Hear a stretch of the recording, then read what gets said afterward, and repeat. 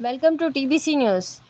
ప్రజా సమస్యల సత్వర పరిష్కారం కోసం నిర్వహిస్తున్న ప్రజావాణి కార్యక్రమంలో వచ్చే ఫిర్యాదులకు ప్రాధాన్యతనిస్తూ త్వరితగతిన పరిష్కరించాలని కలెక్టర్ విజయేంద్రబోయి అధికారులను ఆదేశించారు.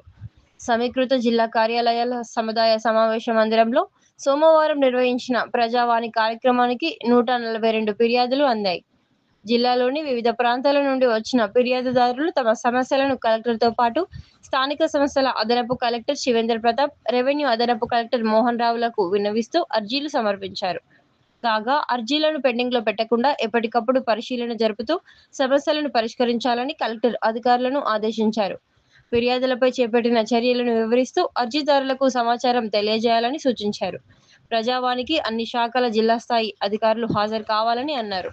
మండల ప్రత్యేక అధికారులు ఆయా మండలాల్లో ప్రతి వారం గురుకుల పాఠశాలలు, ప్రభుత్వ పాఠశాలలు, సంక్షేమ వసతి గృహాలు, కేజీబీవీలు, అంగన్వాడీలు తనిఖీ చేయాలని ఆదేశించారు. ప్రభుత్వ ప్రాధాన్య కార్యక్రమాలు, ఇందిరమ్మ ఇండ్ల నిర్మాణం, ఇతర సంక్షేమ కార్యక్రమాలు అమలు ఎంపీడీఓలు, తహసీల్దార్లు, మండల అధికారులతో పర్యవేక్షణ చేయాలని సూచించారు. సోమవారం ప్రజావాణి అనంతరం జిల్లా అధికారులతో నిర్వహించిన సమన్వయ సమావేశంలో మాట్లాడుతూ పథకాల అమలు, అంగన్వాడీలలో సౌకర్యాలు, గురుకుల పాఠశాలలు, హాస్టళ్లు, ప్రభుత్వ పాఠశాలలో మధ్యాహ్న భోజనం అమలు, పరిశుభ్రత తదితర కార్యక్రమాలు పర్యవేక్షించి రిపోర్ట్ చేయాలని సూచించారు.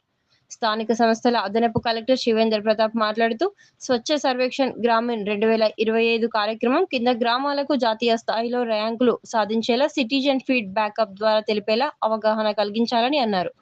సిటిజన్ ఫీడ్ బ్యాకప్ ద్వారా ఇప్పించాలని సూచించారు.